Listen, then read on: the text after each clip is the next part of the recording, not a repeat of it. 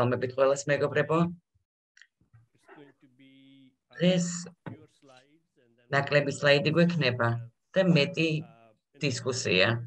პირველ ნაწილში მე პრინციპში გავაგრძელებ გუშინ, სადაც შევწყდეთ იქედან, მაგრამ დღეს წარმოგიდგენთ ბოლოდროინდელ კვლევას, რომელიც კალიფორნიის უნივერსიტეტში ჩავატარეთ. აქ შევადარებთ გასხვლას და არ გასხვლას, წყლის მიწოდებას და საკვების მიწოდებას, გუში ქონდა ამაზე საუბარი. საინტერესო კვლევა ვნახე ესპანეთიდან, გუარას ჯიშზე, ამაზე ვისაუბრებთ ასევე. ამ მაგალითით რამოდენიმე თქვენს კითხვას იმედია გაეცემა პასუხი და მერე თავისთავად კლასიკური კითხვა-პასუხის ნაწილი გვექნება.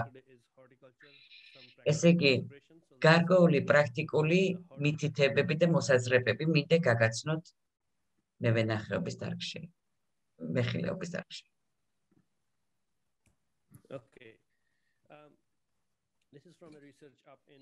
ეს არის კვლევა ჩრდილოეთ კალიფორნიაში ჩატარებული. არ არის ყველაზე ახალი, დაახლოებით 15 წლის წინ ჩატარდა. ერთ-ერთი ჩვენი მრჩეველი გვიზიარებდა მონაცემებს მესამე წლის ფოთლებიდან მრავალ კარკასიანი არის ნახსენები. ეს იმას ნიშნავს, რომ ბევრი კარკასი აქვს ხეს, არ იყო გადაჭრილი სიმაღლეში, ტრადიციული ხეხილის ბაღი იყო და ჩვენ პრინციპში აქ ქონდა სიტუაცია, როდესაც კარკასი თავისთავად ბუნებრივი მოდელით იზრდებოდა. მეორე ხაზზე არის გრძელი გასხლა. აქ იყო შერჩეული კარკასი, ანუ 3-4 ძირითადი ტოტი, ძირითადი კიდური ან ტოტი, როგორც ხდება, და გადაჭრილი არ იყო სიმაღლეში, არ იყო გასხლა, გასხლის პრინციპით სიმაღლეში გადაჭრილი. იყო ასეთვე საშუალო გასხლა, გუში ქონდა ამ ტერმინის საუბარი. ეს არის გადაჭრა, გრძელ და მოკლე, ვთქვათ, გასხლა შორის კონსენსუსი და მოკლე გასხლა იყო მეოთხე მაგალითი. ეს არის 18 ინჩზე. მესამე ფოთოლზე ჩვენ ვხედავთ უკვე როგორი იყო მოსავლიანობა. როდესაც არ იყო გადაჭრილი, ყველაზე მაღალი მოსავლი ჰქონდათ მესამე წელს 608 იყო იქაური პრინციპით 600 კილოგრამი გამოდის თქვენი მეტრული სისტემით. გრძელი გასხლით და საშუალო გასხლით სტატისტიკურად არ იყო დიდად განსხვავებული, მაგრამ მაინც ნაკლები იყო ვიდრე პირველი მაგალითი და მოკლე გასხლის შემთხვევაში ყველაზე დაბალი იყო მოსავლიანობის მაჩვენებელი. ეს შედეგი პრინციპში ეთანხმება და შეესაბამება იმას, რაც ვნახეთ უკვე წინა სლაიდებზე, წინა დღეებში. თუ მოკლე გასხლას ვაკეთებთ, ჩვენ კარგად მოსავალს პირველ წლებში. თუ დავტოვებთ კარკასს, არ შევარჩევთ ძირითადებს და არ გადაჭრით სიმაღლეში და მივცემთ საშუალებას, მოსავალი პირველ წლებში იქნება მაღალი. ანუ მოსავლიანობა არის მესამე წელს მაღალი. ეხლა აქ ისმის კითხვა. რა არის ჩვენი მიზანი? გვინდა ესეთი შედეგი გქონდეს თუ სხვა შედეგი გვინდა? სხვა შედეგი შეიძლება იყოს აი მაგალითად ხე, რაც უფრო დიდი ხანი იცოცხლებს, იმაზე ვფიქრობ და ხეხილის ბაღი თუ უფრო მეტი მოსავალი გვინდა? აქედან უნდა გავაკეთოთ ერთი ვარიანტი, შევარჩიოთ. თუმცა არა გვაქვს მონაცემების შემდგომ წლებში რა ხდებოდა, მაგრამ სხვა ცდებიდან აშკარა ხდება, რომ როდესაც ვტოვებთ მრავალ კარკასს, როცა არ ხდება გადაჭრა სიმაღლეში, გასხლა, მოგვიანებით კარგავს ხეხილის ბაღი პროდუქტიულობას საშუალოდან შემდგომ წლებში. ეს ბევრი მიზეზის გამო ხდება. ერთი ის არის, რომ გადაიტვირთება განტოტვა და იქმნება დიდი ჭრილი და შესაბამისად კვირტები და ყლორტები ნაკლებად პროდუქტიული ხდება ჭრილში, იმიტომ რომ ზისხივი იქამდე არ აღწევს. თუ მრავალი კარკასი დატოვებულია, დიდია იმის შანსი, რომ ერთზე მეტი კარკასი ერთ-იგივე ადგილიდან გამოიზარდოს და მათ თუ დავტოვებთ, ყველა გაიზრდება ოღონდ სუსტი გაზრდა და სუსტი განვითარება იქნება. რაც უფრო ნაწილებს გავტოვებთ, მით უფრო ძლიერი იქნება. რაც უფრო მეტია კარკასი ხეზე დატოვებული, თუ მივუშვებთ, მით უფრო სუსტი იქნება ტოტები და ეს სიძლიერე აღარ ექნება ტოტებს. ერთმანეთს ხელშეუშლიან ტოტები, იგივე ადგილიდან, იგივე ცენტრიდან თუ გამოიზრდება, იგივე დონეზე, მერქნიდან, ეს პრინციპში გაზრდის იმის რისკს, რომ გაიყოს ეს კარკასები. და როცა იყოფა კარკასი, აქ შეიძლება სოკოვანი დაავადების ალბათობაც გაჩნდეს. თუ გახსოვთ, მე ვახსენე ერთი ბაღი, რომელიც ვიხილე და მეხუთე წელს ვნახე ეს ბაღი. აი ეს მკვლევარი ჩრდილოეთ კალიფორნიიდან მე მიხსნი და იგივე რაღაცას. მას აჩვენეს ერთი ხეხილის ბაღი, სადაც მრავალი კარკასი იყო დატოვებული ხეებზე და ხეები არ იყო სიმაღლეში გადაჭრილი, გასხლული.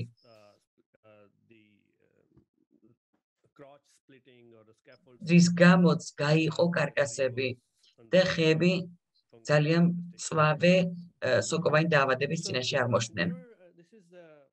ეს სლაიდი უკვე სხვა მონაცემების წარმოსაჩინად გამოვიყენე, სხვაც და არის სხვა კვლევაა. ეს არის პრინციპში შედარება, ყოველწლიურად როგორ ხდება გასხლა და შედეგი, რა იდება.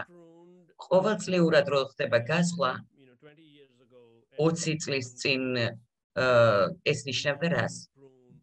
ჩვენ ნუშს ძალიან ინტენსიურად ვსხლავდით. ისე არა, როგორც ადამს, მაგრამ გვინდოდა, რომ შეგვეწყდა ზრდა და ყოველწლიურად ხელს ვახლებდით ხეს.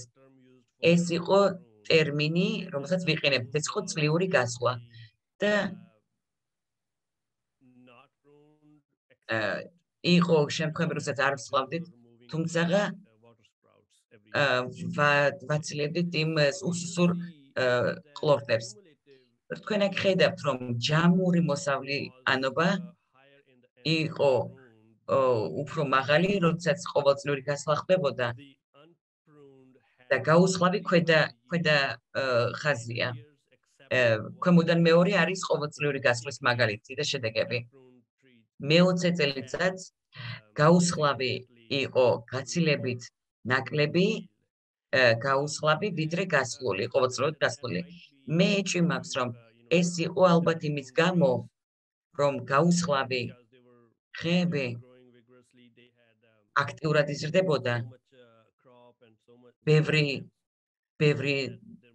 ტოტი, ბევრი კიდური ქონდა, ტყდებოდა ეს კიდურები და შესაბამისად იკარგებოდა მოსავალი.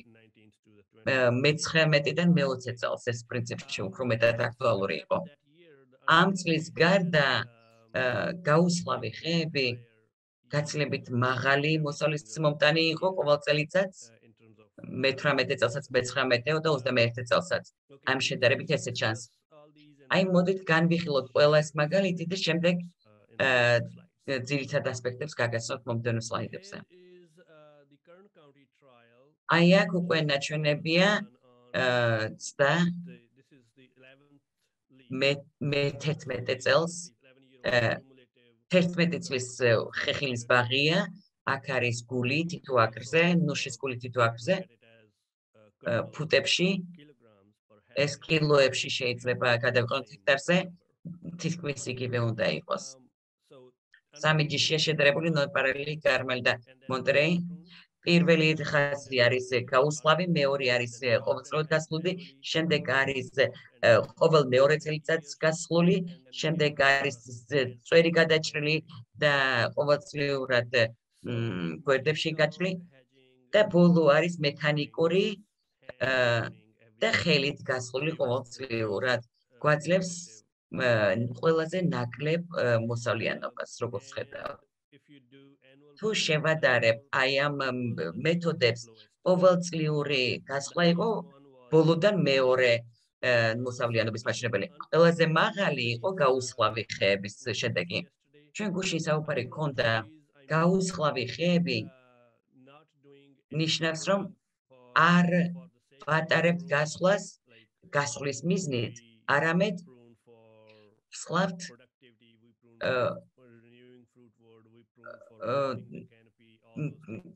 ამ განტოტვის გასახსნელად. გაუსხლავი ხეები მაინც საჭიროებენ მაკორექტირებელ გასვლას. აი მაგალითად თუ მკვდარია ტოტი, თუ დაავადებული ტოტი, უნდა მოვაშოროთ. ბუნებრივია. გაუსხლავი ხეები ყველაზე მაღალი მოსავლის მომტანია, აი ამ კონკრეტულ შემთხვევაში, ამ სამი ჯიშის მაგალითზე, მონტერეი ყველაზე მაღალი მოსავლიანობის მომცემი იყო, როცა გადაჭრილი იყო წვერი, ეს არის უფრო დაბალი ხე, ნონპარელი უფრო აქტიური ხეა. ეს უნდა გვახსოვდეს. კარმელი არის უფრო ძლიერი, უფრო აქტიური ვიდრე მონტერეი, მაგრამ ნონპარელთან შედარებით ნაკლებად აქტიურია.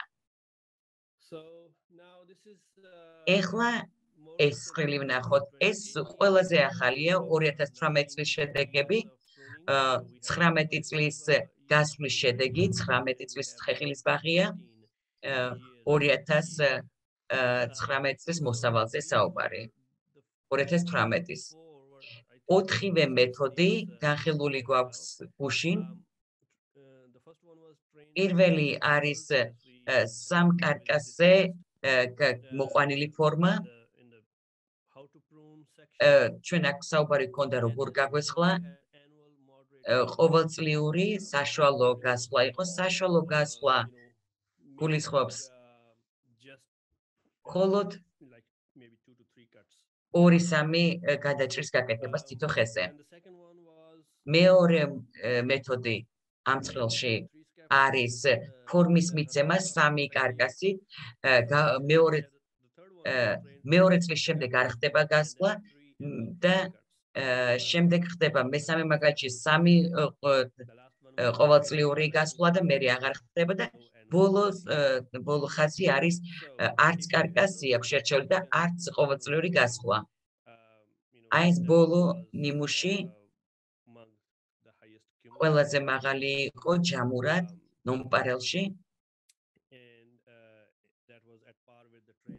და პრინციპში ახლოს იყო იმ შემთხვევაში, როდესაც 3 კარკასი იყო შერჩეული და გასვლა აღარ ხდებოდა მეორე წლის შემდეგ. ყოველწლიური საშუალო გასვლა და თითო ხეზე 2-3 განაჭერის განაკვეთის გაკეთება შედარებით დაბალი წლიური მოსავლიანობის მომტანი იყო და წლიური არ იყო დიდად განსხვავებული ამ მეთოდებს შორის. აი ამ შემთხვევაში, როდესაც გვაქვს ესეთი რიცხვები,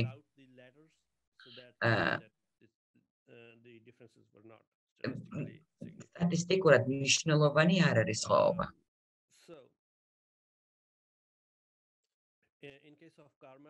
კარმელის შემთხვევაში ჰქონდა მნიშვნელოვანი განსხვავება ამ მეთოდებს შორის, ეს უფრო დაბალი ჯიშია და ყველაზე მაღალი შედეგი ჰქონდა არც კარკასის შერჩევას და არც ყოველწლიურ გასვლას. და ეს რო შევადაროთ, აი მაგალითად ყოველწლიურ საშუალო გასვლას. ჯამური მე-19 წელს მოსავლიანობა დიდად არ იყო განსხვავებული. როდესაც არ ხდებოდა თქვათ კარკასის შერჩევა. მოდით ახლა განვიხილოთ აი რამოდენიმე პუნქტად ეს საკითხები. გასვლა როგორც ჯუჯა, ასევე არააქტიური ხეებისა, ზაფხულის შემთხვევაში, მაგალითად მწვანე გასვლას, რასაც უწოდებთ. როცა მიძინების ფაზაშია ხე, ეს ააქტიურებს ხეს, როცა გასვლა ხდება მოსავლიანობის გაზრდა თავიდან ეს ეფუძნება იმ ბოლოდროინელ პრემიას, რომელიც ჩატარდა ჩვენთან, როცა ვესაუბრებით აქ კალიფორნიაში ფერმერებს, ჩვენ ხვდებით, რომ ყოველი კონკრეტული გასვლა გარკვეულ მოსავალს გვაძლევს. ჩვენ ამის საფუძველზე ვიძლევით რეკომენდაციას, რომ ნუშის ხეები არ საჭიროებენ ყოველწლიურ გასვლას, მარტო მაკორექტირებელი გასვლა არის და გეგმიური გასვლა არის მცირედით საჭირო, აქა-იქ პატარ-პატარა განაკვეთები, რომ დაავადებული ან მკვდარი ტოტები მოვაშოროთ, მეტი არაფერი არ არის საჭირო. ზრდასრულ ხეებში დაუსხლავად დატოვება შეიძლება ავიწროებდეს და აპატარავებდეს ნაყოფის ზომას და უნდა ვიცოდეთ, რას ვაკეთებთ და რა მიზანი მოაქვს ამ ყველაფერს. აი ეს ყველაფერი ხდება მაკორექტირებელი გასვლის დროს და არ არის აუცილებელი ყოველწლიური ინტენსიური გასვლა. ეხლა რაც შეეხება გეგმიურ გასვლას, ამაზეც გქონდა საუბარი გუშინ. ყოველ წელიწადს ამცირებს გასვლა მოსავლიანობას. მინიმალური გასვლა არის რეკომენდებული, მხოლოდ ერთმანეთს ხელშოუში სიმპტომებს ვაცილებ მკვდარს და დაავადებულს. ეს არის ზოგადი დასკვნები, რომელსაც გატანთ ამ ტრეინინგებიდან. ჩვენ მაინც გვწამს, რომ კარკასის შერჩევა და სტრუქტურის მიცემა ხისთვის საწყის წლებში ეხმარება დაავადებებისგან თავის აცილებას გრძელვადიან პერიოდში და დაავადებებს აცილებს ამ ხეხილისებას რანგსტანკინმა ჩაატარა კვლევები და ცხადყოფს ეს კვლევები, რომ კიდურების, ანუ ტოტების დაავადებების თავიდან აცილება ხდება ასეთ შემთხვევებში, როდესაც არ ვახდენთ კარკასის შერჩევას, მაშინ ძალიან აქტიური ზრდა აქვს ხეს და აქტიური ჯიშების შემთხვევაში ჩვენ ჭირდება კარკასის შერჩევა, კონკრეტულად უნდა მივცეთ ფორმა ხეს და იქედან შემდეგ უკვე მინიმალური გასვლა არის რეკომენდებული, სადაც მხოლოდ იმ ტოტებს ვაცლებთ, რომელიც მკვდარია, გადაკვეთილია და ხელსუშლის საქმეებს და დაავადებულია. 2-3 განაკვეთი აი ამ განტოტვის გასახსნელად, ცენტრის გასახსნელად. ეს არის კვეს დისკუსიისთვის. კარგი სტრატეგია არის, რომ ფორმა მივცეთ ხეს პირველ 2 წელიწადს, იმისათვის, რომ 3-5 კარკასული ტოტი დავტოვოთ და მომდევნო წელს მივცეთ ხსნის საშუალება, ის იმას ნიშნავს, რომ არ ვტოვებთ გრძელ ყლორტებს. ეს კარკასი არ უნდა იყოს გრძელი ყლორტების მქონე, იმიტომ რომ როდესაც მომდევნო წლებში გაიზრდება ეს ყლორტები და ტოტებში გადაიზრდება, ამან შეიძლება შექმნას ზემო წვერში ძალიან მძიმე სიტუაცია, როდესაც გადაწყვეტილი იქნება ეს კარკასი და შეიძლება გადაწყდეს. ამიტომ საკმარის სიმაღლეს ვაძლევთ, რომ როცა მომდევნო წელს დავტვირთავთ მას, რაც უფრო ძლიერია ეს კარკასი, მით უფრო ვთქვათ ნაკლები გადაწყვეტა მოხდება მომდევნო წლებში. ჩვენ დაგვჭირდება დავაბად თოკით ეს შერჩეული კარკასული ტოტები. ამას აქვს თავისი პლუსები და მინუსები, მოკლე და გრძელ გასვლას. სწორედ ამიტომ რეკომენდაციას ვიძლევით, რომ საშუალო გასვლა მოხდეს, რომ ეს ძირითადი კარკასი იყოს აქტიური და ძლიერი და შემდგომ წლებში გაუძლოს მოსავლიანობის და მსხმოიარობის პერიოდს. და შემდეგ შეგვიძლია საერთოდ შევეშოთ გასვლას მომდევნო წლებში და მხოლოდ იმ შემთხვევაში მივმართოთ ამას, როდესაც მკვდარია ტოტი, დაავადებულია ტოტი ან უსუსური თქვათ ყლორტები გამხდის. ეს უკვე ეს იყო თქვათ აი გასვლაზე თემა მოვწურეთ შემდეგ სლაიდებში მე გაგაცნობთ თქვათ რამოდენიმე ფოტოს რომელიც მინდა განახოთ სანამ თქვათ მორწყვაზე გადავალთ რამოდენიმე სლაიდი მაქვს მოწყვის შესახებ რაც შეეხება უკვე ხილის გამოსვლის თქვა წერტილებს ყველა ყვავილი არ იძლევა ნაყოფს მხოლოდ რაღაც პროცენტი ყვავილებისა გვაძლევს ნაყოფს ეს პროცენტი არის 15-დან 40%-მდე ეს არის დიაპაზონი გააჩნია ჯიშს გააჩნია პირობებს გააჩნია ნიადაგს უმეტესობა ხეებისა 20-30%-ს გადაიყვანს ხილში და გუშინ საუბარი ჰქონდა ყოველი წლის ჩაგდებით მოიარობაზე თუ წელს გამოისხა კვირტი მომდენო წელს ან მომდენო წლებში ყოველ წელიწად შეიძლება არ მოგწეს ანუ შეიძლება ყვავილი მოგწეს მაგრამ ეს ყვავილი იმავე წელს შეიძლება არ გვაძლევდეს ნაყოფს შეიძლება ყოველ მეორე წელს ან ყოველ მესამე წელს გვაძლევდეს ეს იმიტომ ხდება რომ ყველა ყვავილი განსხვავებულია თავისი კარბოჰიდრატული კომპოზიციით და თავისი მხარდაჭერით განვითარების ხელშეწყობით როცა ეს ყვავილი გადადის ნაყოფში ხდება კარბოჰიდრატების ათვისება 2-3 წელი ჭირდება მას რომ ხელახლა გამოიზარდოს და კარბოჰიდრატები საკმარისი დაიგროვოს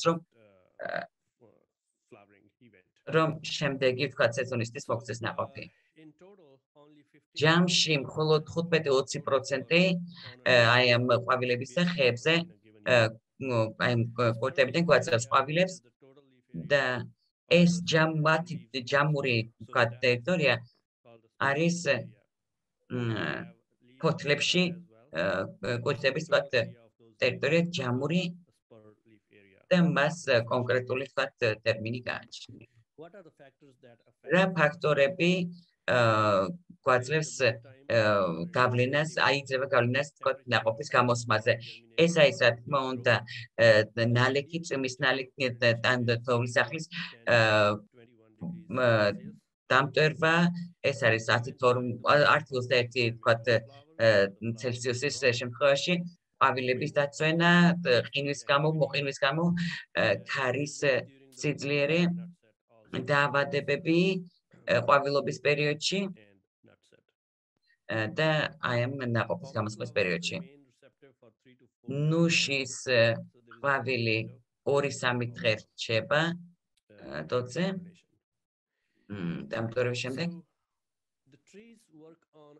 ხე კარბოჰიდრატების ბიუჯეტით საზრდოობს კარბოჰიდრატების ბიუჯეტი აი მაგალითად შაქარს შაქრის შემადგენლობას აძლევს მცენარეს სხვადასხვა ორგანოსთვის და ის ინახება თქვათ კრახმალის სახით მომდენო წლებისთვის სხვადასხვა ორგანოებისთვის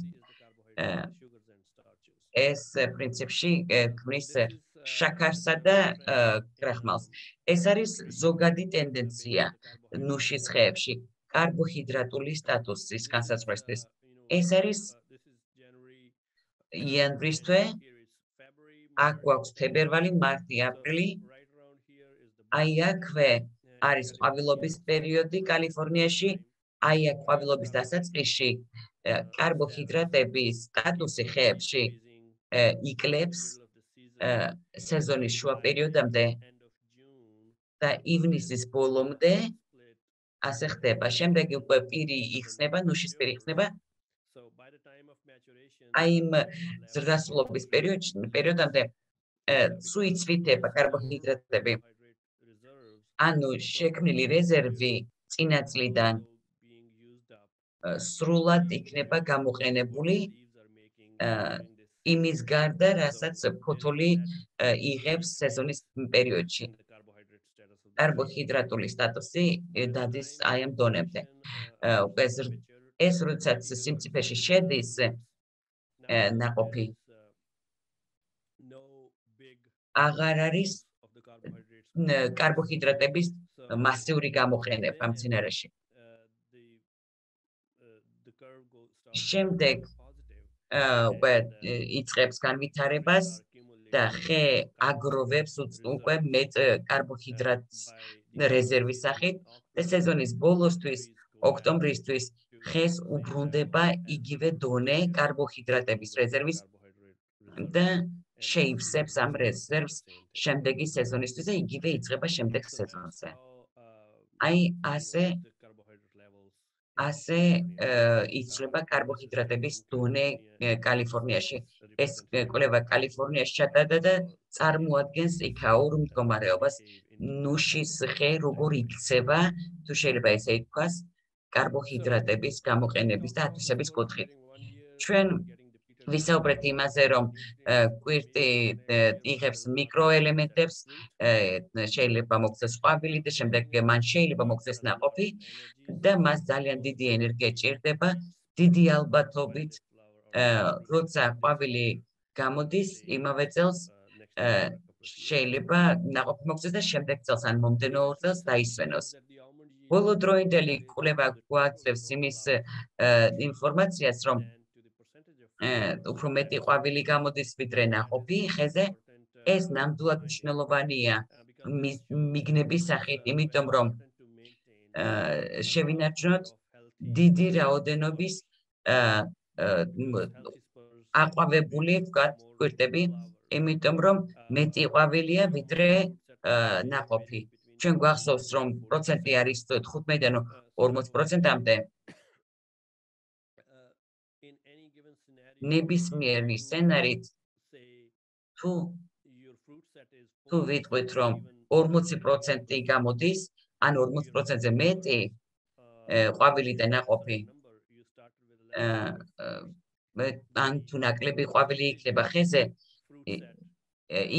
იქიდან გამოსული ნაყოფი არ იქნება, ვთქვათ, კარგი მოსავლის მომცემი.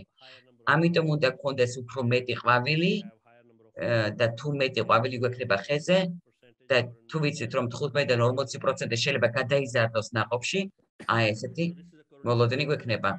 ესეთია კორელაცია. ეს არის მიმდინარე, ვთქვათ, წლებში, როგორია, ვთქვათ, წინა წელს, როცა იზრდება ფოთლოვანი ტერიტორია ხეზე, აი ესეთი შედეგი აქვს მას კვირტების, ვთქვათ, რაოდენობაზე. წელს თუ მე მაქვს ამდენი ჯანსაღი კვირტი, აი ეს კვირტები გადაიზრდება დიდ ფოთლებში, იმიტომ რომ ნაყოფი არ გამოიღო. ზოგიერთი კვირტი, როცა ნაყოფს არ გვაძლევს, წარმოქმნის ფოთოლს და ფოთოლი ზომით უფრო დიდია ვიდრე კვირტი, რომელიც გადაიზარდა ნაყოფში. იმიტომ რომ მას დიდი ენერგია ჭირდება გამოსასვლელად. მხოლოდ ფოთოლი თუ აქვს, მაშინ ეს ფოთოლი უფრო დიდი იქნება, მის ტერიტორია უფრო მეტი იქნება, ვიდრე სხმოიარე კვირტები. წელს თუ მე ჯამური ტერიტორია, კვირტების ტერიტორია უფრო მაღალი მაქვს, ვიდრე მომდევნო წელს, მაშინ უფრო მეტი ინტენსივობა მექნება ყვავილების აი ამ ტერიტორიაზე. ეს არის პრინციპში ლოგიკური ბმა და თუ შევხედავთ ერთ კვირტს,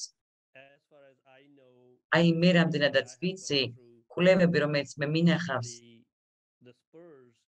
კვირტი ამ შემთხვევაში იქცევა საკმარისად დამოუკიდებლად. აი, როდესაც ვიფიქრებთ, გავიაზრებთ ერთ კონკრეტულ კვირტზე, მის კარბოჰიდრატების რეზერვზე და მის ირგვლივ მყოფ ფოთლებზე,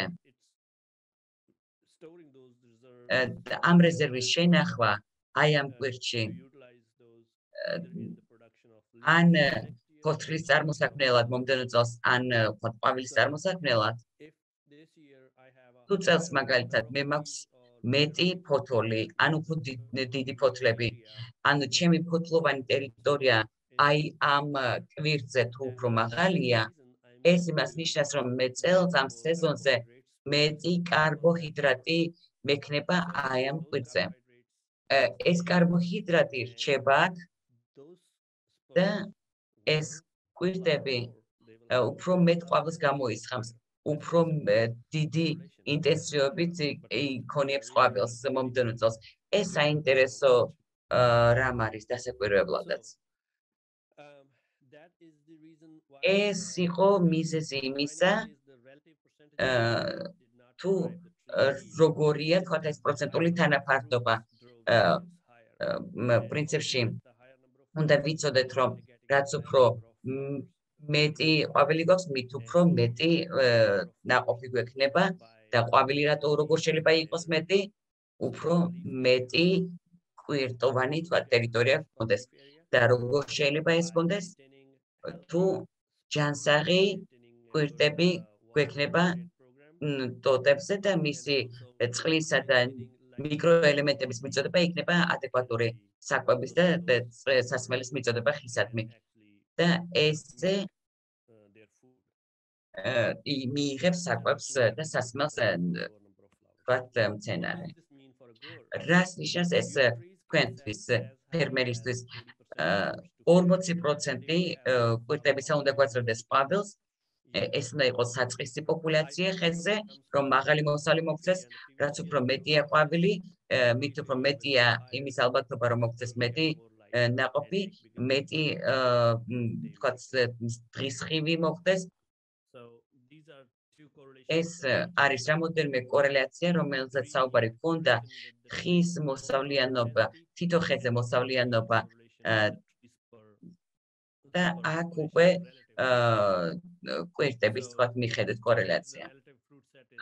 შეიძლება სტატუსი უფრო მაღალი იყოს, მოსავლიანობა ცოტათი ნეგატიურია კორელაციაში.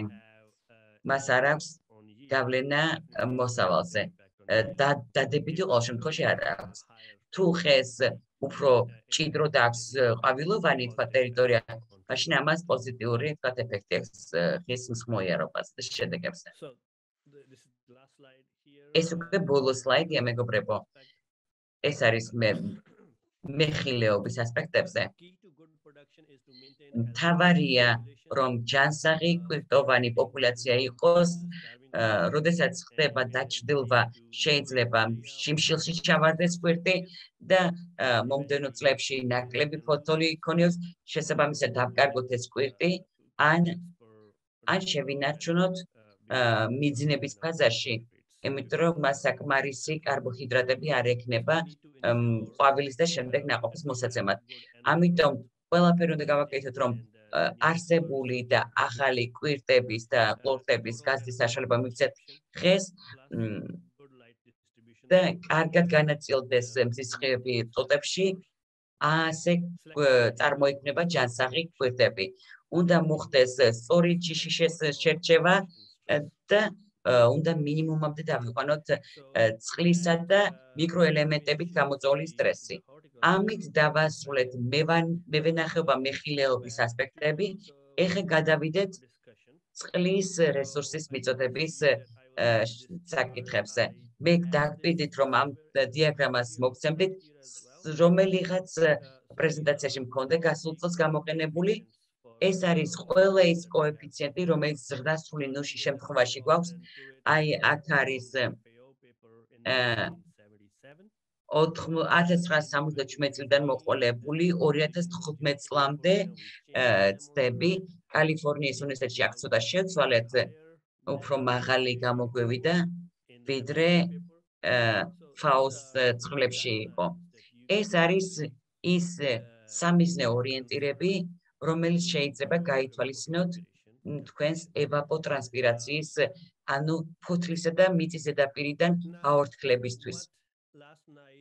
ეხლა გასულ დღეს გუშინ რომ ვიჯექით ამ მასალებზე ვმუშაობდი, გავაცნობიერე ერთი რამ, გუშინდელი საუბრის საფუძველზე. მე ვახსენე პრინციპში, როცა წარმოგიდგინეთ ეს ინფორმაცია, რომ კალკულაციები ევაპოტრანსპირაციის კოეფიციენტზე რომელსაც ვიყენებთ ჩვენს კალკულაციებში, კალიფორნიის ნიმუშებს და მაგალითებს ეფუძნება, ამიტომ შეგვიძლია ის ფორმულა გამოვიყენოთ, ლოგიკაც გამოვიყენოთ, ჩვენი საკუთარი ევაპოტრანსპირაციის კოეფიციენტის გამოსათვლელად, მაგრამ უნდა გავითვალისწინოთ ადგილობრივი კლიმატიც, ადგილობრივი მონაცემები ევაპოტრანსპირაციის და უნდა ვიცოდეთ რა თქვათ მუშაობს რა ეტაპზე, რომელ ჯიშის შემთხვევაში, როგორი ნიადაგის დაპირობების შემთხვევაში და იქიდან გამოვიდეთ. პრინციპში ჩვენ ადაპტირება გვჭირდება ამ ფორმულის. აი ეს კალკულაციები უნდა იქნეს მორგებული ადგილობრივ პირობებზე. FAO-ს დასკვნაში და FAO-ს ნაშრომში სხვადასხვა დოკუმენტებიც არის მოხსენიებული, სხვადასხვა წყაროები, სხვადასხვა საიტები, რომელიც გაერო სისტემის ფარგლებში არსებობს და აქ არის წარმოდგენილი ინსტრუმენტებიც, რომლის გამოყენებით შეგვიძლია ქართული ვთქვათ გარემოებები გავითვალისწინოთ. აი ეს ცოტათი კომპლექსური საკითხია, მაგრამ ზოგადი წარმოდგენა რომ შეგვექმნას აი კონცეფციებზე ევაპოტრანსპირაციის. ეს არის FAO-ს ირიგაციისა და დრენაჟის შესახებ ნაშრომი. აი ქვემოთ აქ არის ლინკი, ანუ ბუმული. შეგიძლიათ ეს ბუმული გამოიყენოთ და ინტერნეტში მოძებნოთ ეს მასალა, ეს ნაშრომი. ტექსტი ხელმისაწვდომია და შეგიძლიათ წაიკითხოთ. ძალიან საინტერესო ტექსტია. არის კიდევ გუგენფროსის მიერ დაწერილი დოკუმენტი 1977 წელს დაიწერა. თუ გაინტერესებთ ის მეთოდი, მასაც შეგიძლიათ გაეცნოთ და ნახავთ როგორ გამოითვალეს ეს რიცხვები. დურენბოსის კვლევა 1977 წელს ჩატარდა, როგორც გითხარით. კიდევ რამოდენიმე რესურსი მინდა გაგაცნოთ. მეტეობლუ არსებობს საიტი და ესეც კარგი რესურსია ინფორმაციული. გუშინ ღამე შევედი და ვნახე ევაპოტრანსპირაციის მონაცემები გურჯაანისთვის. ეს არის ტემპერატურა, ქარის სიჩქარე, იგივე დიაგრამები გვაქვს ჩვენს ევაპოტრანსპირაციისთვის, როდესაც გამოყვავს აგრარული კულტურების ევაპოტრანსპირაცია, ანუ ფოთლიდან და მიწის ზედაპირიდან აორთქლება წყლის. აი ეს გვჭირდება ზუსტად. კალიფორნიაში გვაქვს ჩვენ მეტეოსადგურების ქსელი, მონაცემებს მათგან ვიღებთ და იგივე თქვათ გამოყენება შეიძლება გქონდეს ამ მეტეობლუსაც. ეს ცხრილი არის უკვე კალიფორნიაში პუბლიკაციიდან აღებული, ესეთი პუბლიკაციიდან აღებული მონაცემები. ეს არის 2017 წლის მონაცემები. აქ ხედავთ თქვათ კალიფორნიის უნივერსიტეტში რაც წლებით ტარდება. აქ ამ დიაგრამაში, ამ ცხრილში გაანალიზებულია სხვადასხვა აგროკლიმატური ზონები კალიფორნიაში. საშუალოდ აღებულია ევაპოტრანსპირაცია ნუშის ხეხილის ბაღებში. 30 წლიანი საშუალოა აღებული. აი რომ მოგცეთ გარკვეული თქვა წარმოდგენა, ცენტრალური ველი არის ეს Fresno Valley, Bakersfield, აი ეს არის 14 გრადუსია საშუალოდ.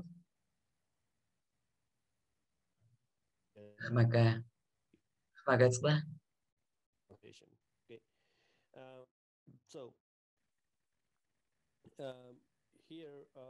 აი აქ კონდა კალკულაცია აი ამ სვეტში. კონდა ივლისის მაჩვენებელი თითქმის 9 იყო.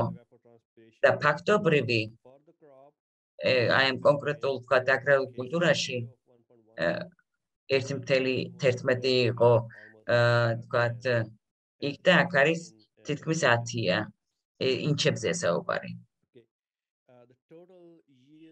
ჯამური ყოველწლიური ევაპოტრანსპირაციის მაჩვენებელი არის 52 ინჩი. ეს არის ესპანური ჯიში, ამაზე საუბარი გქონდა გუშინ. მსხმოიერობის პერიოდში 59 იყო თითქმის 50 და მიძინების ფაზაში იყო ამდენი 2.3. ეხლა ვისაუბროთ ესპანურ კვლევაზე. 2014-15 და 16 წლებში ჩატარდა ეს კვლევა გამოგვიყენდა 2018 წელს. შემიძლია გამოგიზარდოთ ეს პუბლიკაციაც თუ გაინტერესებთ, რა თქმა უნდა. ხდება ხმა. ეს პუბლიკაცია გვაძლევს აი ამ დიაგრამებს და საინტერესო საკითხავია. მარჯვნივ ჩვენ გვაქვს ეს ესპანეთში ჩატარებული კვლევა, მეგობრებო. ჯიში არის გუარა, ნუშის ჯიში გუარა. 4 განსხვავებული გეგმა აქვს ირიგაციისთვის. პირველი არის საბაზისო, აი ამ სლაიდზე. საბაზისო მონაცემებია ამ ხეხილის ბაღში. ესე იგი, MM-ებშია წარმოდგენილი მაჩვენებლები. ივლისში იყო 8 MM დღეში. ზუსტად ეს არის გამოყენებული ჩვენთან ივლისში, კალიფორნიაში და გუშინაც და გასულ კვირასაც პიკური ევაპოტრანსპირაცია ივლისში, ჯიშის შემთხვევაში ესპანეთში ყოფილა 8 MM დღეში. ეს არის პრინციპში საორიენტაციო მაჩვენებელი. თუ ამას გავამრავლებთ кейსზე, გამოდის 9. ყოველ წელიწადს 2014, 15 და 16 წლებში იგივე ამბავი ხდებოდა. აქ მარცხნივ ჩვენ გვაქვს დროის კოდები, ზედაპირის დაფარვის პროცენტული მაჩვენებლები 2014-დან 2016 წლის ჩათვლით. აქ არის 100%-იანი ირიგაცია, ანუ ევაპოტრანსპირაციის 100% დაკმაყოფილებულია. ეს არის ძლიერი წყლის სტრესი. ეს არის სრული წყლის რესურსი მიცემა დაწყებისას, სეზონის დაწყებისას და არა, ბოდიში ხდე. აი ეს მაჩვენებელი არის შემცირებული წყლის რესურსის მიწოდება და 5% ევაპოტრანსპირაცია მთელი წლის განმავლობაში. ეს იყო მეორე. მესამე არის საკმარისი რაოდენობის წყლის მიწოდება გაზაფხულზე და მოსაძაღების შემდეგ შემცირებული წყლის რესურსი მომდევნო პერიოდებში. ეს უკვე არის დაბალი პროცენტული მაჩვენებელი წყლის, რომელიც მიწოდება გაზაფხულზე და მოსაძაღების შემდეგ, მაგრამ მკვეთრად არის შემცირებული აი ამ ეტაპზე. აი აქ ჩვენ რომ ვხედავთ ზედაპირის დაფარვა, ეს არის განტოტვა პრინციპში. პირველი მაჩვენებელი ყველაზე მაღალი დაფარვის მქონეა. ყველაზე მაღალი რაოდენობის წყალი ჭირდება. ეხლა ვნახოთ ეს არის პერტის პოტენციალი. აქაც გვაქვს წყლის მიწოდება 100%-იანი და ევაპოტრანსპირაცია. აქ შენარჩუნებულია მაჩვენებელი უმაღლეს დონეზე 1 ნიშნულის ქვეშ. 0-მდე, 1-დან 0-მდე. გაცილებით მეტია ტენიანობა, ვიდრე აი აქ კალიფორნიაში. ეს არის შემცირებული წყლის რესურსის მიწოდება, -3 გამოდის, არა უკაცრავად. ეს არის -1. ბოდიში უნდა მოგიხადოთ, ეს არის კალიფორნიაში, რაც გვაქვს ის მაჩვენებელი. დაახლოებით 10 ნიშნულით ქვემოთ, 0-დან ქვემოთ. ეს არის ირიგაციის შემთხვევაში კალიფორნია. ეს მკვეთრი მძაფრი წყლის სტრესი, აი ეს მაჩვენებელია წყვეტილი ხაზი, იმდენად მძაფრია ეს სტრესი, რომ ფოთოლცვენას იწვევს და ძალიან ხევს უკან. და ასევე ნახსენებია კვლევაში, რომ აქ პირველივე წელსაც კი მოხდა ფოთლების დაცვენა. ეს არის მოსავლიანობა და მისი კომპონენტები. კვლევა ჩატარდა და აი ახლა ნახოთ გულის თქვათ კილოგრამებით რამდენი მოიწია მოსავალი ამ ხეხილის ბაღში ფერმერმა. აქაც პირველი ნიშნული არის 100%-იანი წყლის მიწოდება და ევაპოტრანსპირაცია. მეორე და მესამე არის უფრო ნაკლები წყლის მიწოდება, მაგრამ ბევრად ნაკლები არა. სტატისტიკურად თითქმის იგივე ჯგუფია. მეოთხე ნიმუში არის უკვე მკვეთრი სტრესი, წყლის სტრესი, ანუ მკვეთრად ნაკლები მიეწოდება. აქაც ტენდენცია გრძელდება მომდევნო წლებში, ანუ 15-16 კიდევ რა საინტერესო რამ მინდა გაჩვენოთ. ის მომეძებნა და კონდა სადღაც. სად იყო? არა, აი აქ არ ჩავმითვლია. რამდენი წყალი მისცა ხეს აქ არ გვიწერია. 950 mm პირველ წელს. და შემდეგ შემცირდა შედეგობრივად მეოთხე ვარიანტამდე. იმის ნახევარი მიეწოდებოდა, რომ სტრესი გამოეწვიათ. ეხლა რომ დაუბრუნდეთ ჩვენს გუშინდელ დისკუსიას, სრული ირიგაცია 100%-იანი ევაპოტრანსპირაციის მაჩვენებელზე 950 mm იყო წყალის. რაც იმას ნიშნავს, რომ 38 ინჩი წყლის მიწოდება ხდებოდა. ამის გარდა ესპანეთში ამ ტერიტორიაზე, სადაც ეს ხეხილის ბაღებია, თითქმის 600 mm ტენია წვიმის, ეს არის 38 ინჩი. ეს არის 61 ინჩი წყალი ჯამში. მთელი წლის განმავლობაში ეს არის როგორც წვიმიდან და თოვლიდან, ასევე თქვათ ირიგაციიდან. ეს გაცილებით მაღალი თქვათ ტენიანობის მაჩვენებელია, ვიდრე კალიფორნიაში შეგვიძლია გქონდეს. ასევე ნახსენებია კვლევაში, რომ რაც გამოიყენეს ეს მეთოდი, აი აქ მინდა დავწერო ახლა.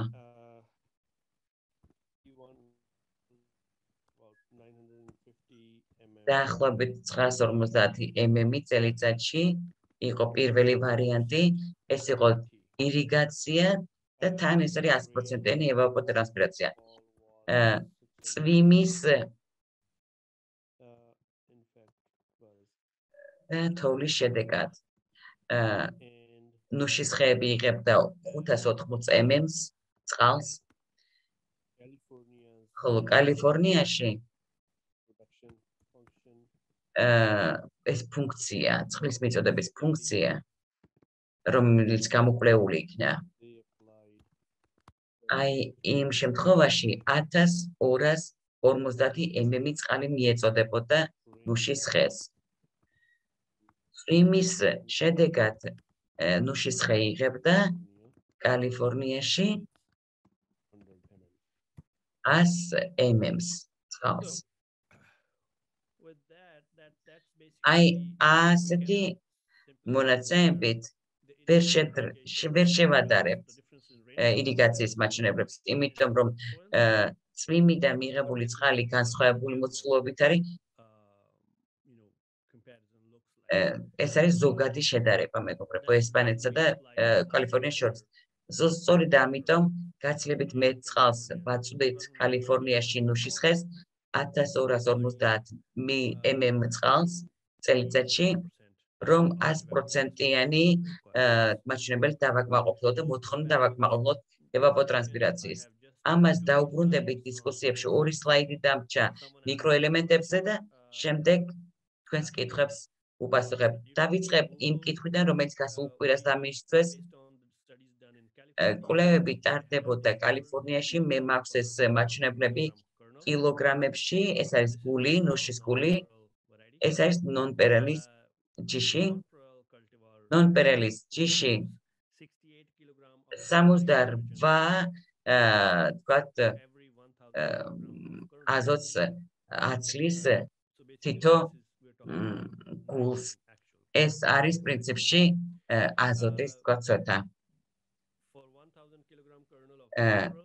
1000 კილოგრამის შემთხვევაში 92 კილო გამოდის K20. ეს არის 92% კალიუმი. და ასევე P205 გამოდის გულიდან, ეს არის ფოსფორი. ეს არის 53.7% ფოსფორის. ეს არის ის მაჩვენებლები, რაც გვაქვს საცნობაროდ. და ბოლო სლაიდი დღევანდელი სემინარისთვის არის pH-ის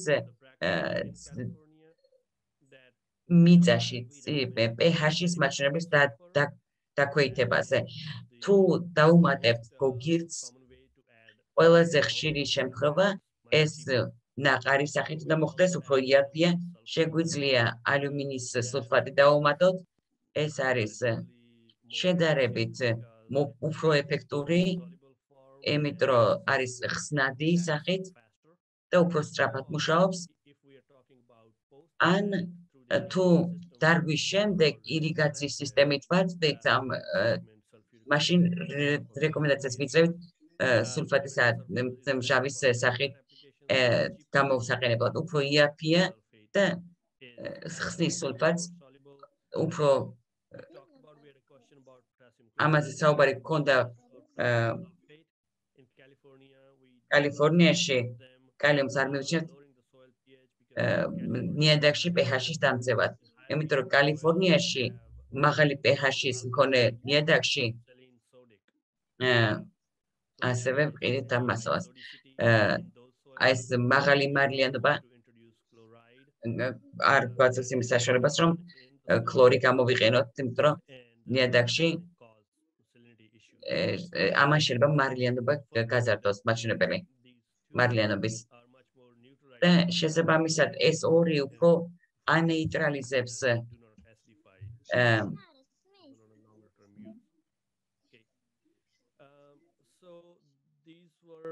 ეს იყო ის სლაიდები, რომელიც ამ საკითხებთან დაკავშირებით წარმოგიდგინეთ, შეგვიძლია ახლა დაუბრუნდეთ ჩვენთვის სასურველ თემებს და დღეს რო უფრო მალე დავასრულოთ ვიდრე წინა დღეებში, იმიტომ რომ პარასკევი საღამოა.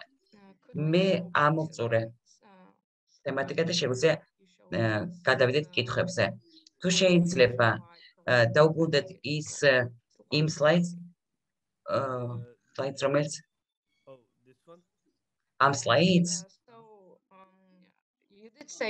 აი აქ თქვენ ბრძანეთ, რომ 92 არ არის ფორმულაში. ეს ელემენტი რა უნდა იყოს? 70, 76. What I had, I just roughly remember about 70 something, like 83, right? So 92 times 0.83. ესე იგი 72 არ 76 გამოდის. 76. კი ბატონო. ჩემი კითხვა არის ესეთი. ჩვენ გჭირდება იგივე რაოდენობის აზოტი და კალიუმი. კი ბატონო. Mhm. Yeah, that is true. ეხმართა ბრძანდებით. Calcium is, I know კალიუმი during the development of fruit, ხილის ნაყოფის განვითარების ეტაპზე ნამდვილად არის საჭირო კალიუმი. and remember the nitrogen ხო გახსოვთ რომ აზოტი and for a mature orchard ზრდასრული ხეხილის ბაღისთვის არ გჭირდება დამატებითი აზოტის მიცემა ვეგეტაციური ზრდისთვის. მხოლოდ გულის ფორმირებისთვის გჭირდება.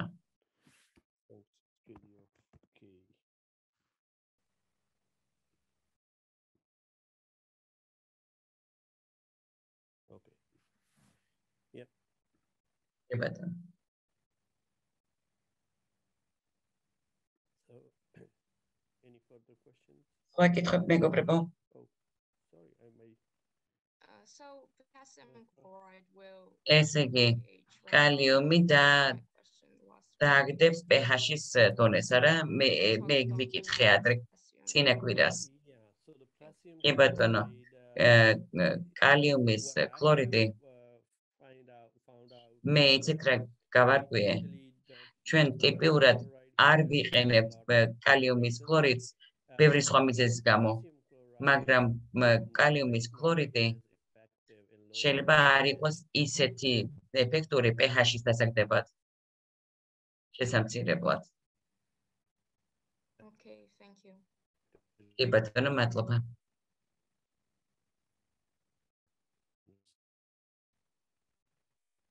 Because იმიტომ რომ წვიმებიც გამორეცხავს ნიადაგს. სწორედ ამიტომ ვეჭვობდი და სკეპტიკურად ვიყავი განწყობილი ამ საკითხისადმი წინა სესიაზე. იმიტომ რომ არ მინახავს შემთხვევა, რომ pH-ი დიდად შემცირებინოს. სხვა რესურსები, რომელიც ვნახე და გადავამოწმე, ნეიტრალიზაციის ეფექტი რომ ქონოდა. მაგრამ ლოგიკურად ეს ძლიერი მჟავა თუ გამოვიყენებთ კალიუმი, რომელსაც შეიცავს ხეს,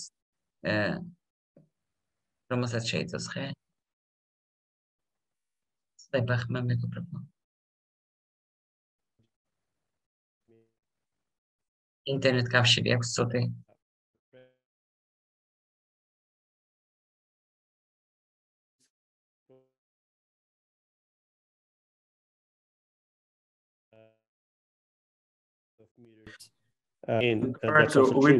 We could not hear you. გერეთ, თქვენი ხმა არ ისმოდა? არ გისმოდა ჩემი ხმა? ალბათ ინტერნეტ კავშირი იყო ძალიან სუსტი. კი ბატონო, ეს იგი რას ვამბობდი? ლოგიკურად ეს ხდება პრინციპში ლოგიკაში. როდესაც KCl-ს ვიყენებთ ფორმულაში კალიუმი და ქლორი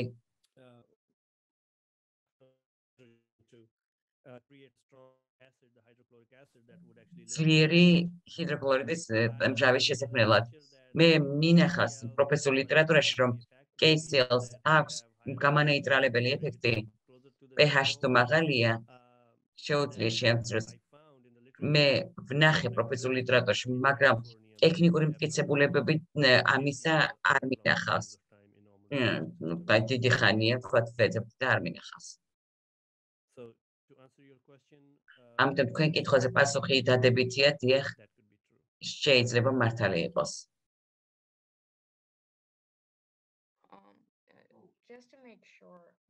რო დავაზუსტო, ალბათ გასულ წელს იყო, იგივე თემაზე ვსაუბრობდით. ნუშის გულზე, რა დოზები უნდა იყოს გამოყენებული. მე მიმაჩნია, რომ კალიუმი ზოგადად 1.5-ჯერ უფრო მაღალია ვიდრე აზოტი. როგორ ბრძანეთ? ესე იგი დოზები კალიუმის ნუშის შემთხვევაში იქნება 1.5-ით მეტი ვიდრე აზოტი. ლოგიკურია? არა მგონი. აი 68 რო გავამრავლოთ 1/5-ზე არა, კაოცი. ეხა მივხვდი. კი ბატონო, მადლობა.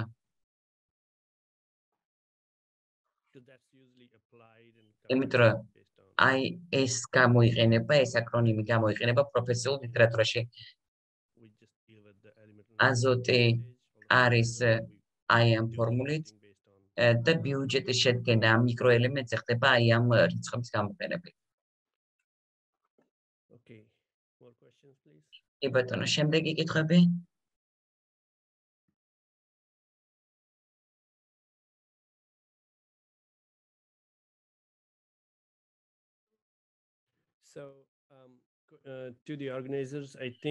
ორგანიზატორებს მინდა ვუთხრა, რომ შემიძლია გამოვაგზავნო ის კვლევა, რომ ირიგაციის შესახებ ორი კვლევაა. ერთი არის ტექსტი და მეორე არის ფუნქციის შესწავლა. ორივე შემიძლია ეს ნაშრომი გამოგიგზავნოთ, რომელიც ვიპოვე. და ზოგიერთი თქვენგანი, ვინც დაინტერესებულია, მე მგონი რაღაც სარგებელს ნახავს აი ამ პროფესიული ლიტერატურიდან. ჩემი მხრივ, რახან ეს ყველაფერი ძალიან საინტერესოა და ჩვენ უნდა გამოვიყვანოთ ფაქტობრივი მონაცემები აქედან. მე მგონი კარგი იქნება, რომ ნუშის ხეების შემთხვევაში უფრო მეტი წყლის რესურსის გამოყენება ხდება, რათა სრული პოტენციალის რეალიზება მოახდინოს, მაგრამ ერთად უნდა ვიმუშაოთ და რიცხვები ერთად უნდა გამოვიყვანოთ საქართველოს თვის. ჩემი მხრივ შემიძლია ყველა თქვენგანს დაგეხმაროთ აი ამ ფორმულის გამოყვანაში. ვიმუშაოთ ადგილზე, ან ადგილობრივი მონაცემებით და იმედი მაქვს, რომ შემდეგ ჯერზე, როცა ჩამოვალ საქართველოში, შევძლებ წნევის კამერის ჩამოტანას, რომ ეს მაჩვენებელიც გამოვიყენოთ. აი ასეთი კალკულაციები საჭიროა, იმისთვის რომ დავხვეწოთ ჩვენი პრაქტიკა. Realize the full potential. და სრული პოტენციალის რეალიზების საშუალება მივცეთ ნუშის ხეებს საქართველოში. Okay, so did I lose my English? მე დავგარგე არხი თუ Did I miss on anything? რაიმე ხوار გამომჩა მეგობრებო, ვინმე კითხვა დასვა და ვერ გავიგე? Was turned off. თერმინის ფუნქცია ჩართული მაქვს და Right, so It's okay, I think. კარგად ვართ მე მგონი. სხვა საკითხები გვაქვს განსახილველი ირიგაციას რაც შეეხება ქართული რეალობის შესახებ მინდა ვთქვა, რომ საბაზისო კალკულაცია არის 6 მილიმეტრის საფუძველზე ტრანსპირაცია გამოყენებული. მაგრამ ხანდახან ირიგაციის კომპანიები არ ითვალისწინებენ ამ რიცხვს. იმიტომ რომ თუ რეალურ რიცხვებს ვნახავთ, ირიგაციის აპარატურა უფრო ძვირი ღირს, მაგალითად თუ ვიტყვით რომ არა 6 მილიმეტრი, არამედ ნაკლებია შემთხვევაში. და იაფი აპარატურის გასაყიდად აი ასეთი შემთხვევები გამოიყენება ქართულ რეალობაში. ხანდახან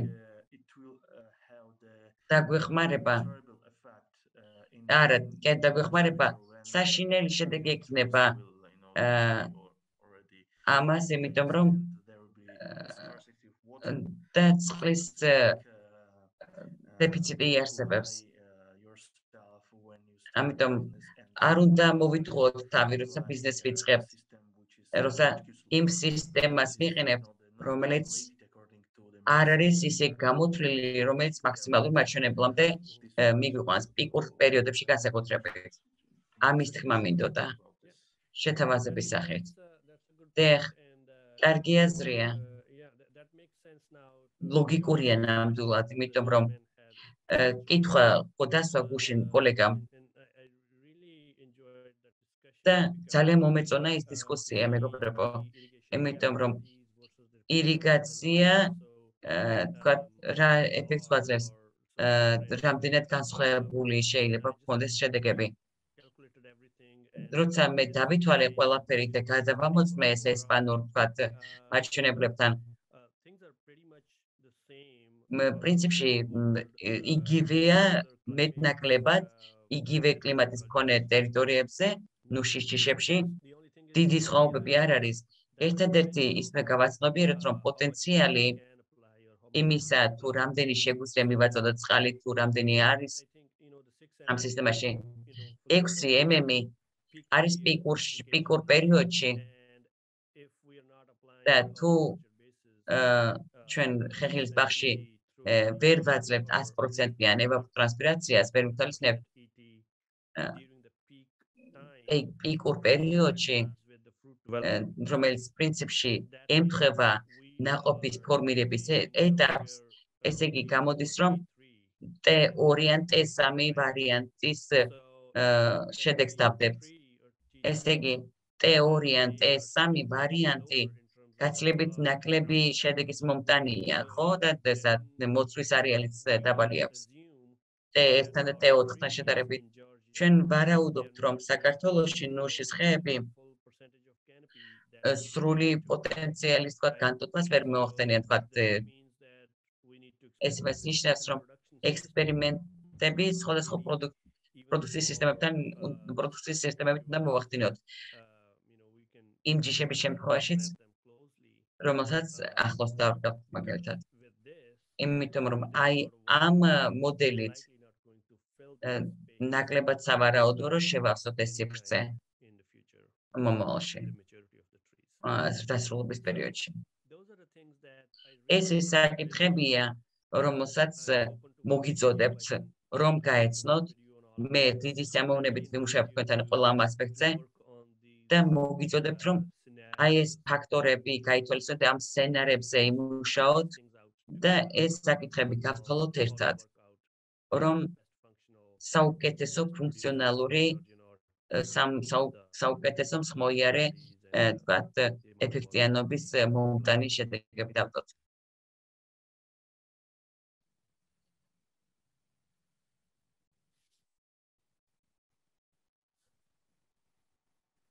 Okay. So, any more questions? Okay, კითხები მეტი აღარ გვაქვს, ხო ალბათ. ესე იგი, ვცდილობ ახლა ინგლისური თარგმანის არსებობას და ვერ ხვდები. მე არ მინდა რომ გამოვჩეს კითხვა. აი თავისით ირთვება ეს ფუნქცია. ან ჩემი ინტერნეტი არის არასტაბილური, ან გამოვთავ კამერას და მე მგონი ეშველება უფრო. კი ბატონო. გესმით ახლა? გესმით ჩვენი? დიახ, მესმის თქვენი. მაგრამ თარგმანი არ მომდიოდა. იცით რას ვიზამ? ერთი რამ შემიძლია გითხრათ.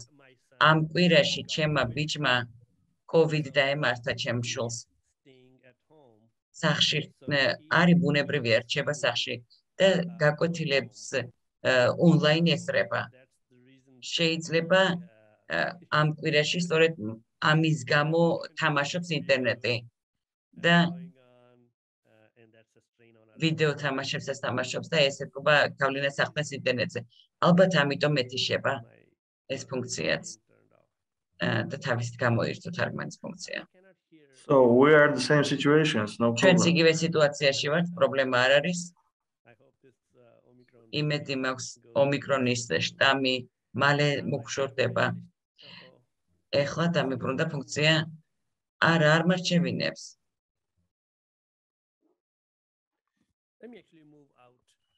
მოდით გამოვალ ახლა აქედან.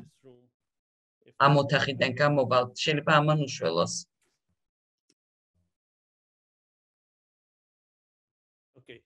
This might აბა, be a better situation ეხლა შეიძლება უკეთეს სიტუაცია გქონდეს, აბა ბრძანეთ. internet wise. ინტერნეტის კუთხით, ინტერნეტის წვამის. შეიძლება დავსვა შეკითხვა? არის კითხვები, მეგობრებო? კი, კი. Oh, yes, sure. Now it's better. დიახ, ბრძანეთ. დიახ. მოდის შევხვდით პირველ რიგში, მე გვიან შემოგიერთით და ფაქტიურად ვერ მოვისმინე რაზე ისაუბრეთ რა და არ ვიცი ხლა ამ თემაზე თქვენ ისაუბრეთ თუ არა. და შესაბამისად მაგიტომაც წინასწარ ბოდიში მოვიხადე რომ შეიძლება ლაპარაკები გაქვთ და მე კითხვა დავსვა მაგ თემიდან რა. მე მაქვს ესეთი შეკითხვა. ხესთან, როცა წვეთოვანი სისტემით ვრწყავთ, ხესთან რა მანძილშია რეკომენდირებული ის წვეთი, საიდანაც ვარდება, ხიდან დაშორება რა მანძილშია რეკომენდირებული თქვენი აზრით? Please. Okay. In practical scenarios in California, when we just plant the tree, we place the drip tape really close to the tree because the root ball is very small. So within like 6 inches, probably about 6 inches from the trunk of the young tree. 6 inches is about from the trunk. Yeah, what about the adults? Mature. What about, yeah, so as the tree grows, we basically, as a general rule of thumb, we try to follow the root system. So, 1-year-old, 2-year-old trees, we move about, 240 centimeters from the trunk. And then for the fully mature trees, we have about 2 feet on each side. And it depends if it's a single line drip, then we run it closer to the trunk. So if it's a double line in my drip, case, it's one line. Okay, it's, so if it's 20 millimeters. Yeah, if it's a single line drip, we would run it just აი სრულად გეტყვით რა თუ შეიძლება მაშინ 20 მილიმეტრიანი მილით არის it's 20 millimeters. No, 2 emitters, 4 meters, 4 liters. Okay, so how far are the emitters? On average, what you said, I want to double check whether I'm correct in my practice or not. So in the young trees, it's closer. In the adult trees, longer. I have thin pipes from the ground. Okay, no, actually, okay, let me take it back. And so if you have a single line drip, the drip emitters, basically, the drip emitter distances will be a part of your irrigation system design based on the total volume of water that you're going to eventually apply. So typically, the drip emitter distance in California, we have, around 3 feet is the average. Sometimes we have 2 feet spacing as well, but that is not common. So the common is 3 feet emitter distance if you are talking about the emitter to emitter distance. And a typical emitter output in California is 0.5 gallon. Is that the adult that we're talking about? So yeah, once we install the drip tape, we install it from the beginning, and we install it at 3 feet emitter specification, 3 feet emitter distance, and that's most common in California. So emitter to emitter distance I'm talking about. You know, distance of the drip tape from the tree, it depends on if we have double line drip, then we space out both of those tapes from the trunk on both sides. We keep for the mature tree, we keep it around 2 feet on both sides from the trunk. But if you have a single line drip, then we run it by the tree line. Because with the drip emitters, you just need to make sure that the drip emitter is not right next to the tree trunk to wet the trunk all the time. As long as you have it little to the side, maybe 6 inches to the trunk, it should be okay. But for a single line drip, you have to run it through the middle so that you don't more or less irrigate one side or the other of the tree.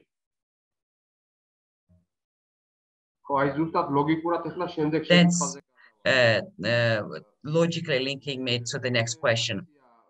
I was recommended by the company that installed the system to have a tree maturing, to have emitters added, because I mean, I have thin pipes in the ground, emitters are in the ground, and I have thin pipes attached to them.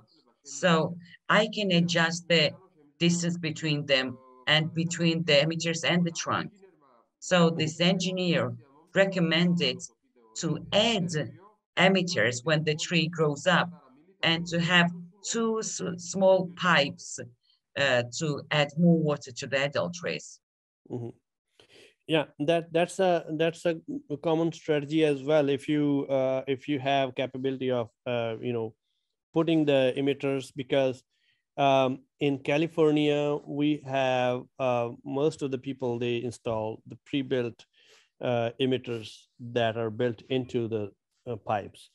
But if you want to add more, depending on system's pressure and the output needed, you can add, but that all depends on the pressure of your system and the output and the tree demand. So you will have to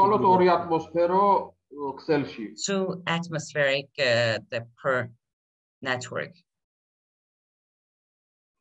What was that? Pressure. Oh, the system pressure. That's not right. The atmosphere. Yeah, that's right. The system pressure. That's right. Yeah.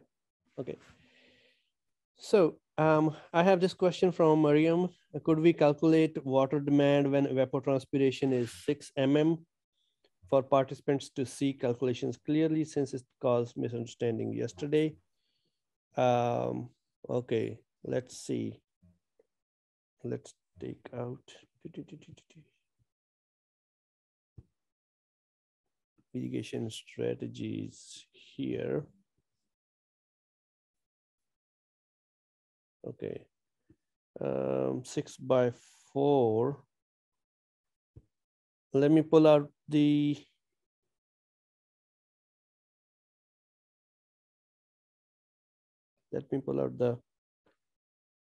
slide from yesterday, and we'll do the calculation.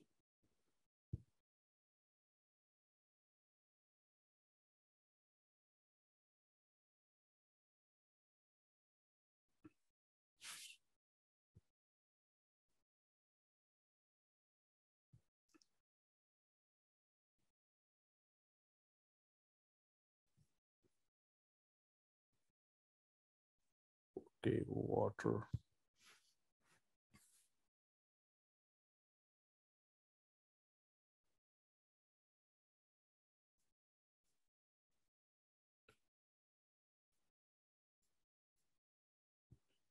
Okay, here is the presentation.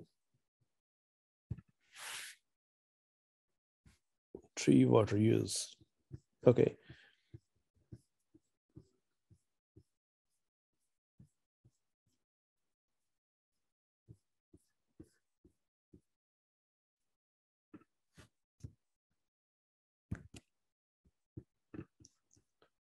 Okay, so here, let's put this here. Okay, so let me reshare this and stop share, new share, water. Okay, so Mariam said we can go back to this calculation. Let me give you one example. 6 by 4 meters, right? So we have this formula that we wanted to do. So let's do this calculation on, okay, I could have gone to my iPad. So 6 times 4 times 6 mm per day. 6 mm is 6 mm to inches is 0.24. Okay, so 0.24 inches, that is 6 mm. Okay, let me write here 6 mm equals 0.236 inches. Okay, 236 times 25.38. Okay, 24 times 0.236 times 25.38.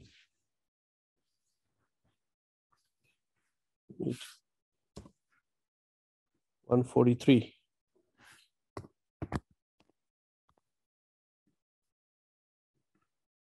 That is liters per tree per day. 143 liters per tree per day. That would be the evapotranspiration demand at, or whatever that 6 mm is. If we are seeing that, okay, this is 6 mm is the demand for the tree, then we need to apply, then we put the efficiency factor in here. Okay. And what about the coefficient? I think like KC. So we are, yeah, I mean, we're just basically going to like a number of 6 mm. Okay, because of the system capacity, you know, that is where 6 mm came from, right? So if we actually calculate the 6 mm of the reference evapotranspiration, then it will depend on, you know, how much we have, you know, what is the KC, KC of 1.11, then that changes things, right? Yeah, I meant ETO as 6 millimeters. ETO of 6, yeah. Okay, let's see.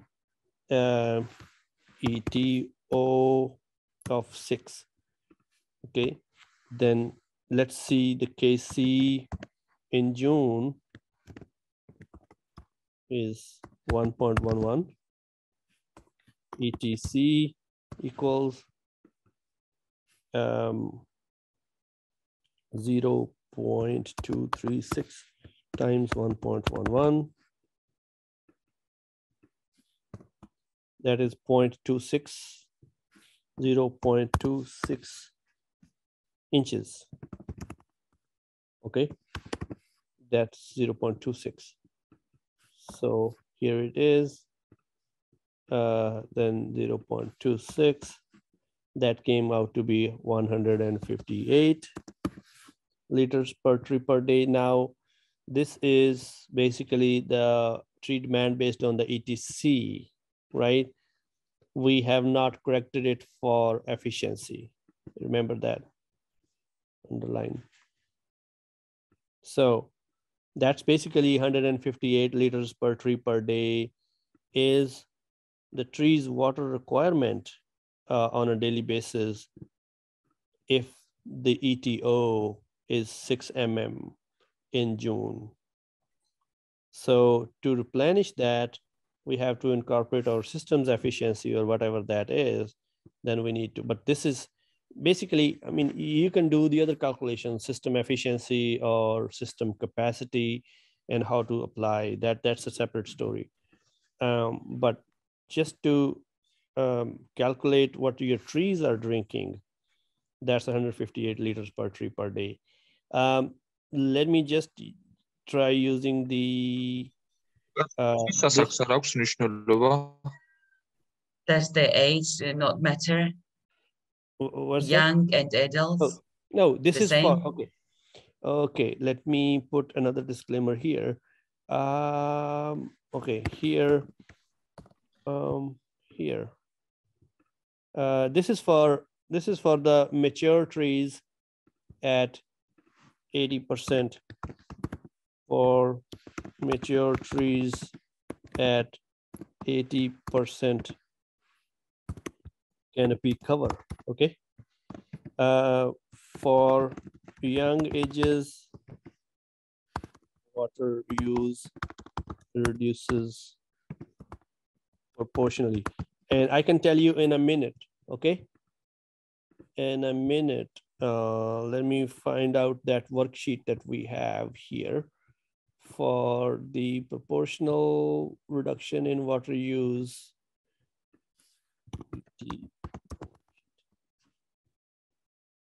Okay.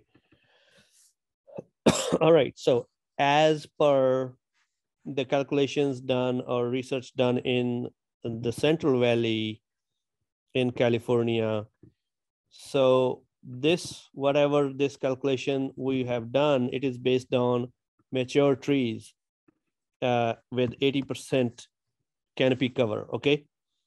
The first year trees in the Southern Valley, they have, they are at 40% of that, okay? Second year, 55%, third leaf, 75%, and fourth leaf, 90%. And then the mature would be 100%. But it means if we are installing the irrigation equipment, we need to consider from the beginning the capacity of the irrigation system. And sometimes in our reality, this is not sometimes, maybe every time. So irrigation suppliers are cheating farmers to sell equipment to show the price lower than it is and it's needed in the reality.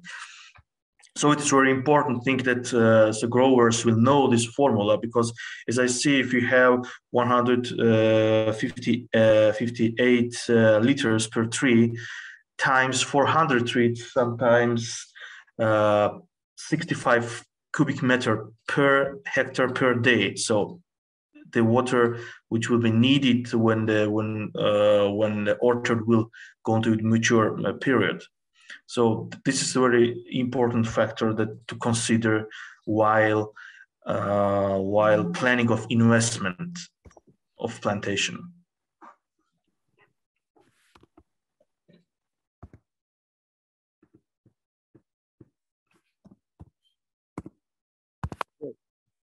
So let me just do the rough calculation here based on our formula here. Spacing of 6 by 4, 6 meters to feet, 19.620, and 4 meters is 13. Okay, 260 times 260 times 0.26 times 0.6, 42 gallons times 3.79. Yeah, perfect. So yeah, this is the formula that we use. So my formula that I devised for that is correct. Spacing time ETC time 0.063. In here we can do spacing is in this case 20 feet by 13 feet by 0.26 inches by 0.623 equals 42 gallons per tree per day. Okay. So that's, so yeah, this is, and that equals 159 liters per tree per day in this scenario. So both Exactly. the formulas are in agreement. So basically just wanted to make it easy for you to use the meter square and basically mm. All you need to do is do this mm to inches per day. We can easily change this formula to use instead of inches. It's just a factor, right? I think this calculation needs to be included in every irrigation contract.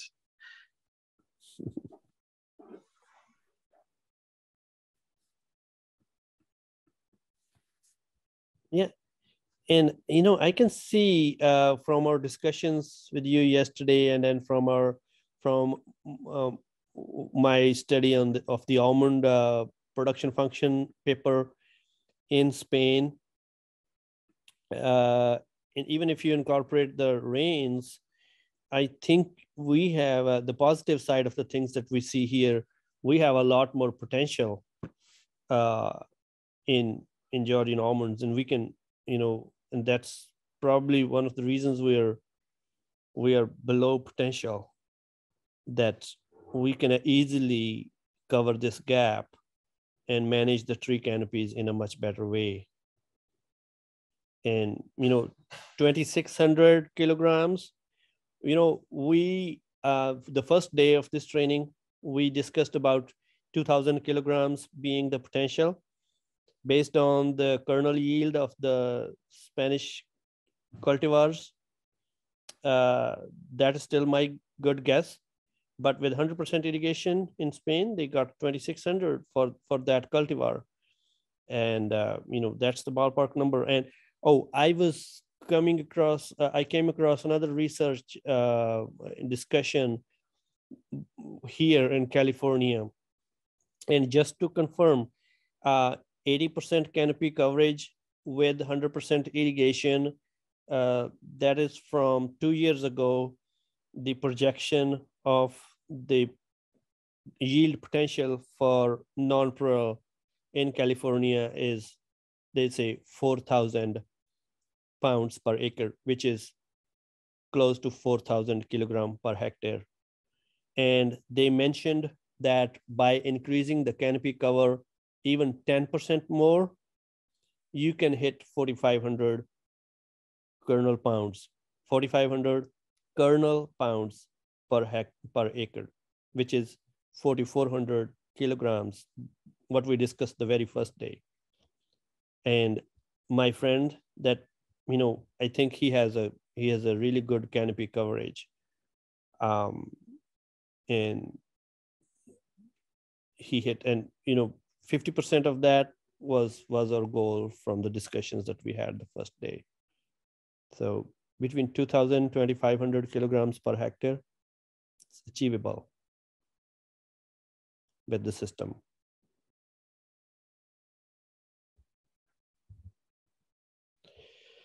Okay, any questions?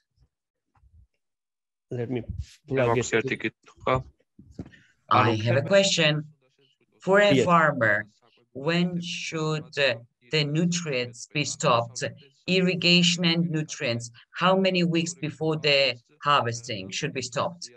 And how many inches should be the depth of nutrition input in the root system, or for the water or for the nutrients to be effective? Thank you. Okay, so the first question, how many weeks before harvest? Typically in California, we deficit irrigate the orchards during hull split, right before hull split, to have an even hull split. However, we have to apply the irrigation back as soon as the hulls start splitting, okay? Because we don't want to give the trees more water stress during that period of time. Then from hull split all the way to harvesting. Just give me a second because my battery is getting low. Oh, okay. So from hull split to harvesting, we apply full irrigation depending on the system. If we have flood irrigation, then we have no choice to apply one good irrigation. If you have a drip irrigation system, you apply irrigation until, depending on your soil type, until like 1 week before harvesting. So it's much easier to control your irrigation with the drip irrigation system. So with the drip irrigation system, we stop irrigation about 1 week, depending on your soil type, maybe 2 weeks before harvesting. So if your soil can hold enough moisture, then yes, you can stop irrigation 2 weeks before. So, but you have to make sure that you're maintaining some moisture in the soil. The second question is, okay, I forgot. The second question was about deep depth of moisture. How deep? Right, yeah. How deep? The almond roots, when we talk about nutrient, we talk about the fine feeder roots.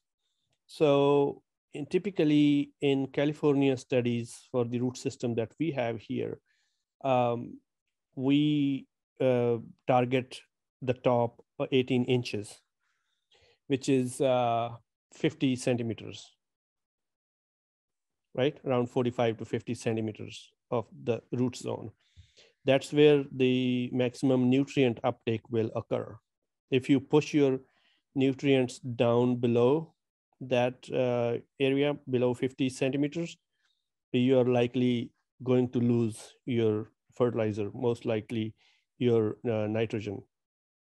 Now, for the water, we assume when we are managing irrigation, we assume the 4 feet depth of the root zone, because almond roots, they can actually grab water from the 4 feet depth.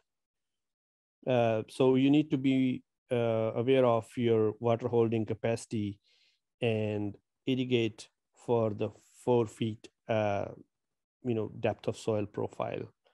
However, the nutrient application when you're applying, you don't go below 18 inches, like 50 centimeters. Oh, and then we need to look up for cultivar specific, variety specific research for the European cultivars, because I know many of the European cultivars, they are grown in relatively more arid zones. So their root system depths might be different.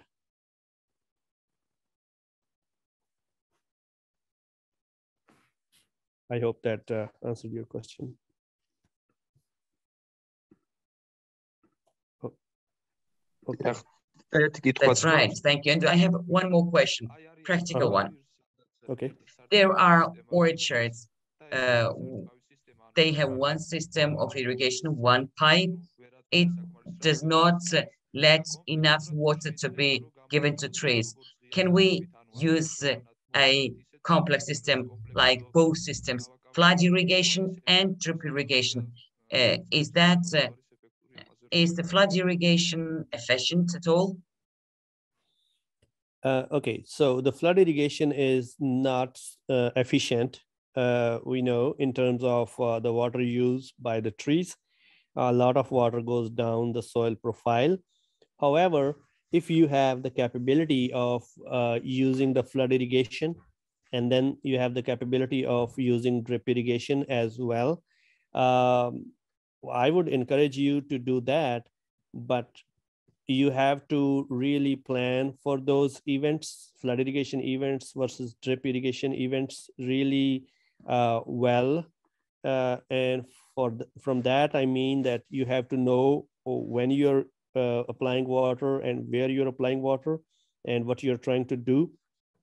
A flood irrigation system, in addition to drip irrigation, is always useful, particularly, so for example, if I have flood irrigation here in California and I have drip irrigation for my trees also, what I will do is I would maintain enough moisture in the soil in the beginning.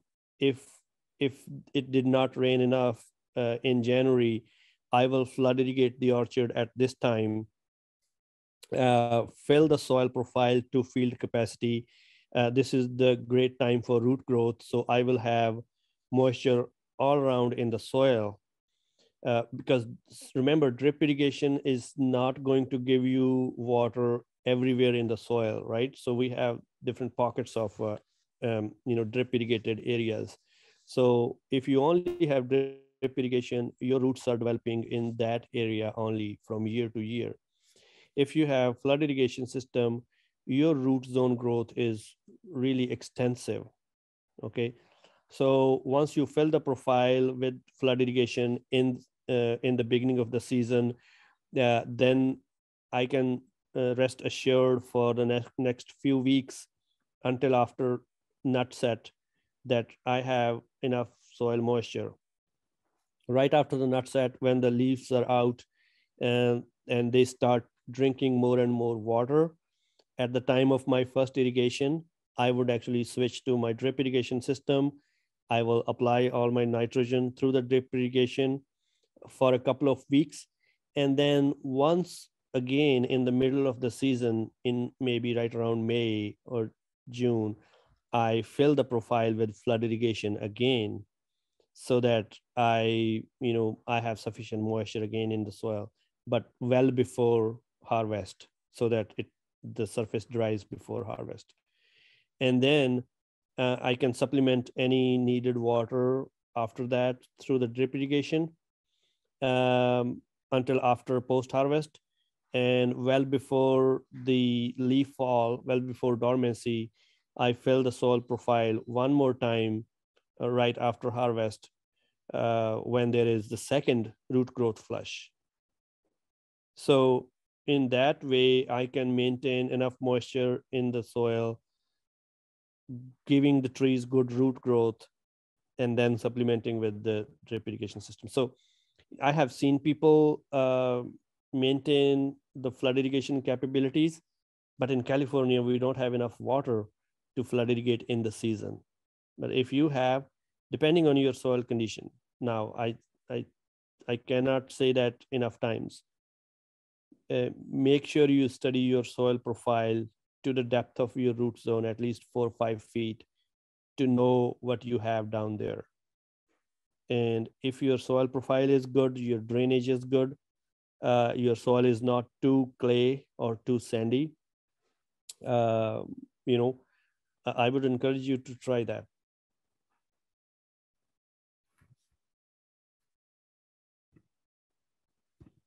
Okay, sorry, my translation turns off by itself again. Thank you so much. Understood. Garrett? Yeah. Yeah. Can you hear me? Yeah. The gentleman said, thank you so much. Yeah. Understood. You're welcome.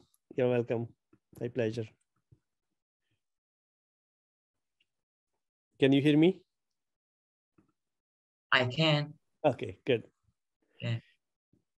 All right, so it's almost 9 o'clock on a Friday in Georgia. So I'm here for you if you have any questions.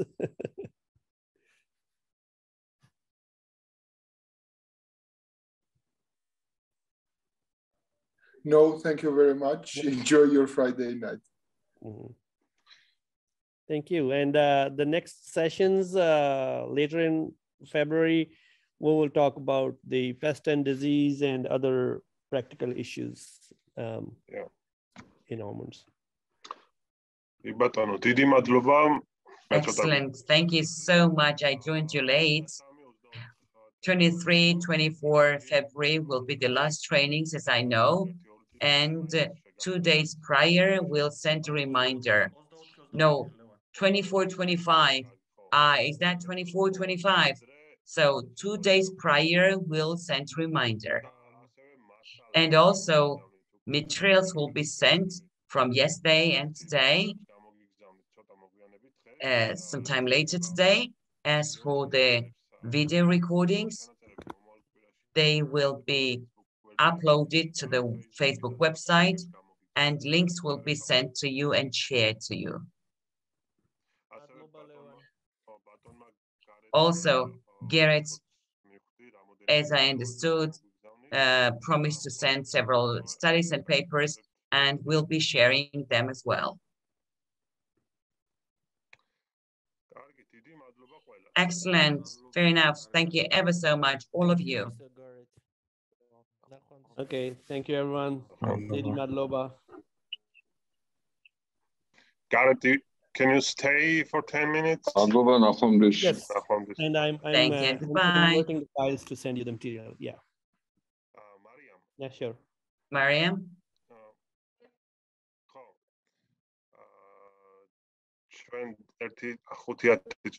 Let's stay 5 or 10 minutes more. Other participants will leave.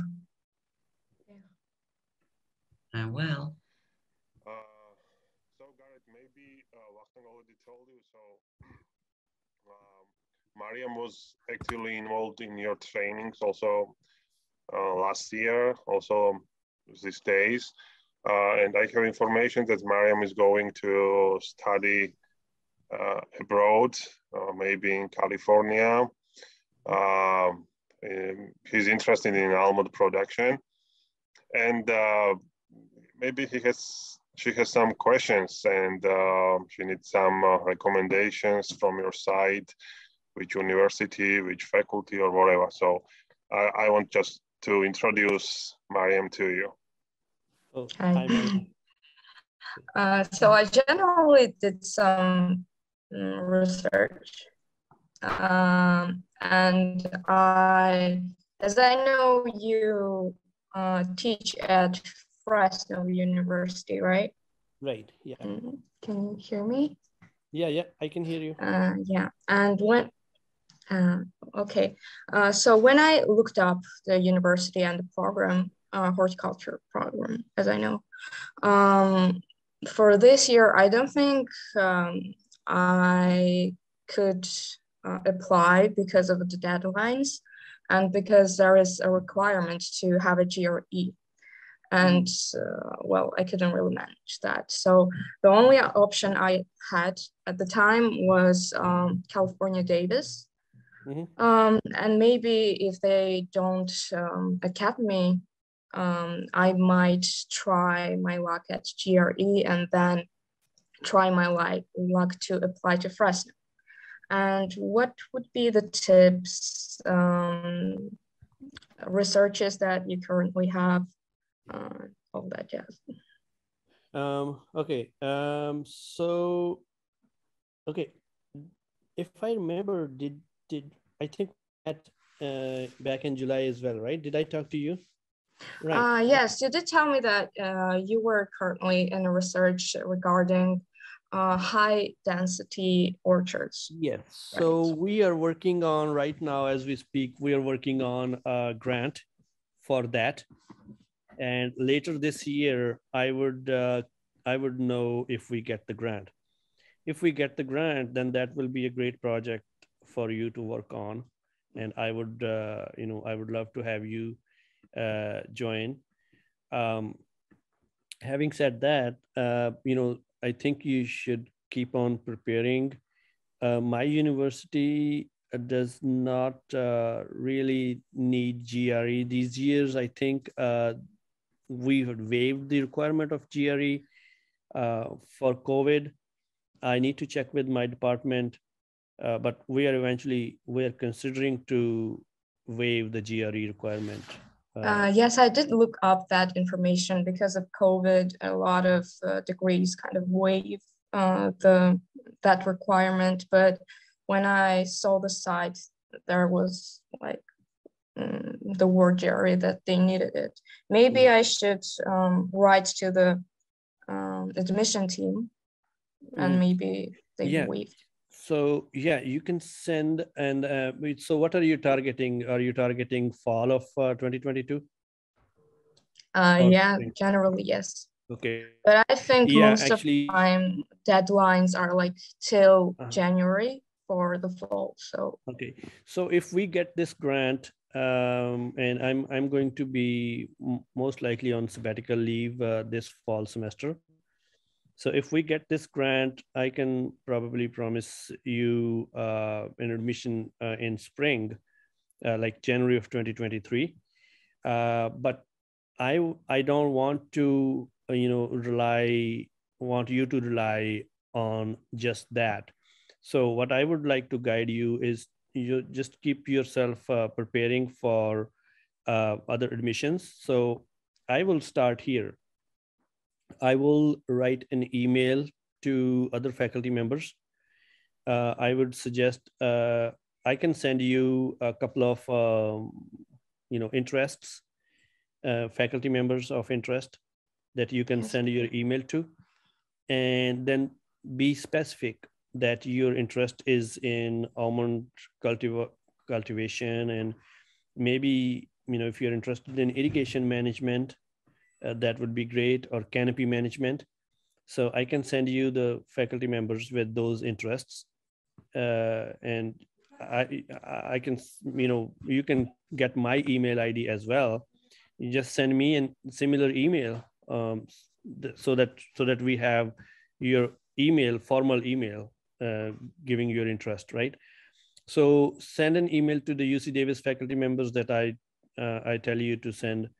And then there is another faculty member in Oklahoma University, and then there is another in New Mexico, all working on almonds and other nut crops.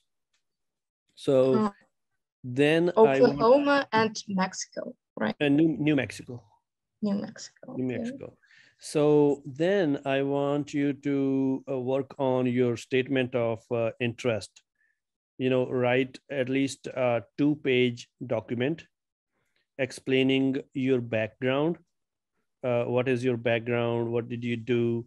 What is your current, status of what do you know about almonds or experience in almonds? And then what do you want to know, and why, all the things, your passion, why are you passionate about learning or agriculture, right?